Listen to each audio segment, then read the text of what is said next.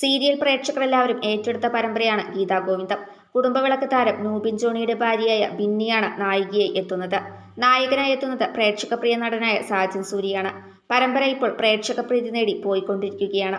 അതിനിടയിലാണ് ഗീതാഗോവിന്ദം സീരിയൽ പ്രേക്ഷകരെ വിഷമിപ്പിച്ചുകൊണ്ട് പരമ്പരയിലെ രാധിക എന്ന കഥാപാത്രത്തെ ചെയ്തിരുന്ന നടി ശ്വേതാ വെങ്കട്ട് മാറി പകരം മറ്റൊരു നടി എത്തിയിരിക്കുന്നത്. കുടുംബവിളക്കിലൂടെ തന്നെ പ്രേക്ഷകർക്ക് സുപരിചിതയായ നടിയാണ് ശ്വേതാ വെങ്കട്ട്.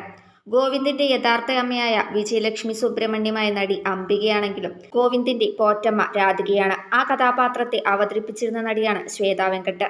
ശ്വേതാ വെങ്കട്ടിന് പകരം രാധികയായി പരമ്പരയിൽ എത്തിയിരിക്കുന്നത് പ്രേമി വെങ്കട്ട് എന്ന തമിഴ് നടിയാണ്.